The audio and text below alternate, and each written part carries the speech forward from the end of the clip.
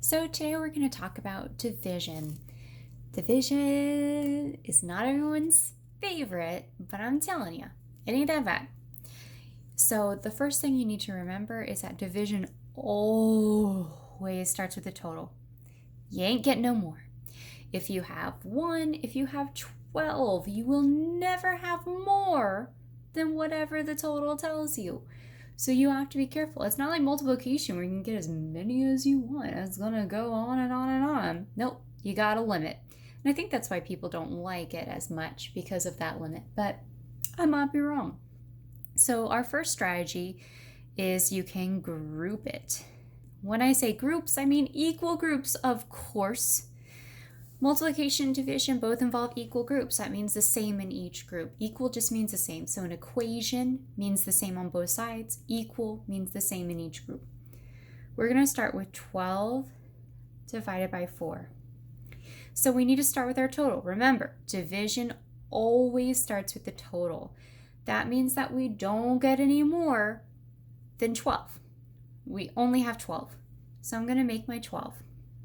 1, 2, 3, 4, 5, 6, 7, 8, 9, 10, 11, 12. Because we're doing groups, it's okay if these aren't all in one nice straight line, but math is about accuracy.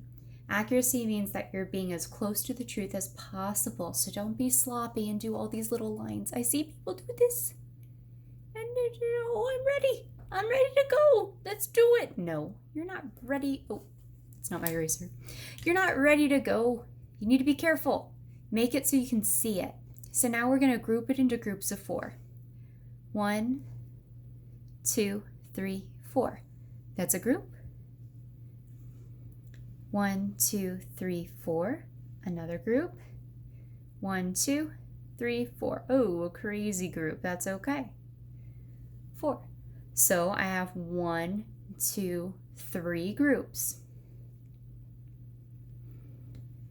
That means that 12 divided into groups of 4 will give me 3 groups. That's my quotient. The next strategy that we have is arrays. Whenever I think of arrays, I think of something that my dad used to tell me, "Oh, Mr. Pitts, get your ducks in a row." So I'm going to write that. You might remember that from class. Get your ducks in a row. This is important because ducks go across the street. They don't go up the street, they go across the street. So when you're thinking about arrays, think about those equal rows. Columns are like tall calls, right? Columns are like those beautiful columns that you see in like museums, remember? Right? So those beautiful fancy things that hold up the walls. We're not talking about those columns. We're talking about the rows that go across. So if we have 15 divided by 3, that means that we have a total of 15 put into rows of 3. So you're going to be really careful here to use your columns to guide you. So 1, 2, 3 makes a row. We're going to use those columns to be nice and neat and accurate so it's easy to read and get the correct answer. So 1, 2, 3, 4, 5, 6, 7, 8, 9, 10, 11, 12, 13, 14, 15. Notice how nice and neat my columns are, how nice and neat my rows are. If you start getting wonky and all sloppy, then it's going to be a lot harder to count at the end. Why make it hard? Make it easy. So that's 1, 2, 3, 4, 5 rows. So 15 divided into rows of 3 will give us 5 rows. These are incredibly similar, except this is kind of a free-for-all. This is very nice and organized. You decide what you like best, because that's the whole point, is you're figuring out which strategy is best for you. So next we're going to go into one that I really love. This is my personal favorite. repeat addition. You might see repeated addition. It's all good. We don't judge. So we're going to start with 20 divided by 5. So we're going to add until we reach the total. I hope you're pointing to the total right now. If you pointed to the total and you pointed to 20, you were correct. If you pointed to 5, that's not the total. That's not the whole amount that we have. Remember that division always starts with the total. So that means 20 is how many we have. So we're going to add groups of 5 until we get up to that total of 20. This is the same here. We were adding groups of 3 until we got up to our total of 15. So this is just kind of a mathematical way to represent the arrays. So I have 5 plus 5 equals 10. That ain't 20. Got to keep going. Add 5 more. It's 15. It's not 20. We got to keep going. 15 plus 5 equals 20. That's the total. That's the total. We're good to go. Now we need to figure out how many times we added 5. 1, 2, 3, 4. We did 5 plus 5 plus 5 and plus 5 again. So we added 5 4 times. That means that 20 divided by 5 equals 4. 4 groups of 5 equals 20.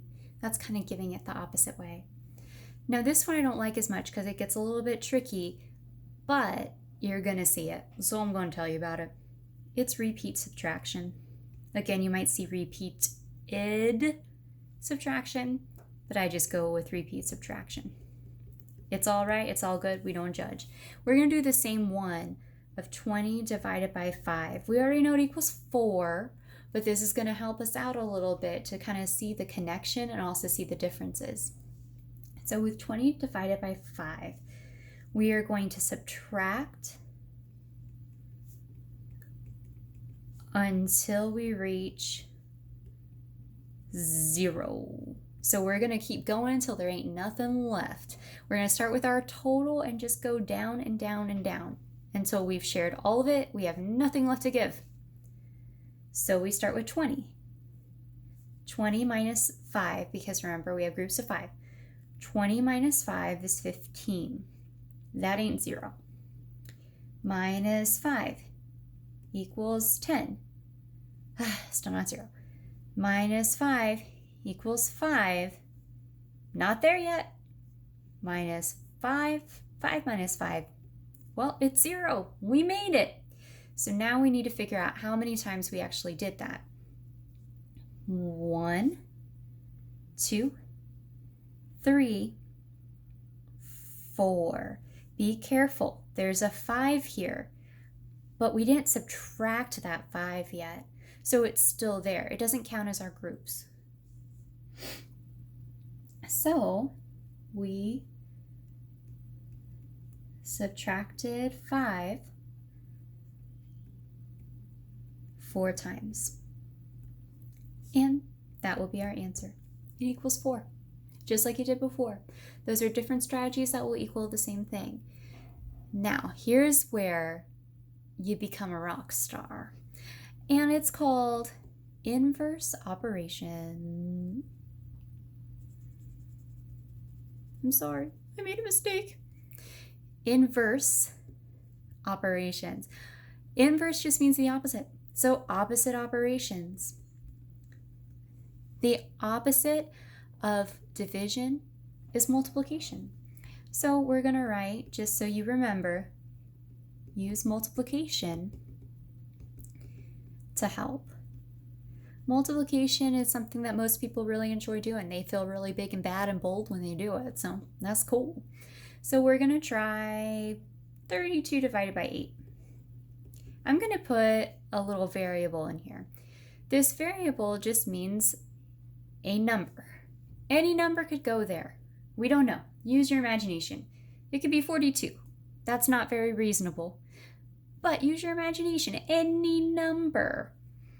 Well, we can flop this. These are like the factors here. So 32 divided by 8 equals n is going to be the same thing as 32 divided by n equals 8. We don't know what that number is. It's the unknown. You could put any letter there to represent it. Sometimes I like to put a P for Pitts. Sometimes I like to put an M for Michael. Do whatever you want. It's your problem. But now for multiplication, we have our total at the end. So in multiplication,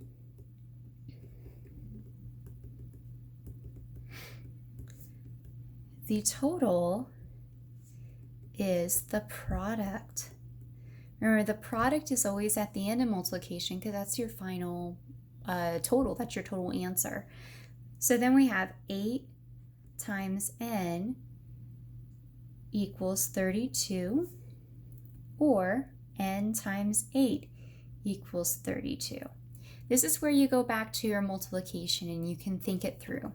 Well, if I know that 8 times 2 equals 16, and that 16 plus 16 equals, let's see, 6 plus 6 is 12. So that 10 needs to go in the tens place. Got to go in its own place. 1, 2, 3 tens, 32. So that means that it'll be 8 times 2 and 8 times 2. Well, if it's 8 times 2 and 8 times 2, that's just the same as 8 times 4 equals 32. So that means n has to equal 4. That's 2 groups plus 2 more. So our final equation, 32 divided by 8 equals 4. Remember, if you have any questions, you can let me know. And I hope that you're doing really great. I'll see you later.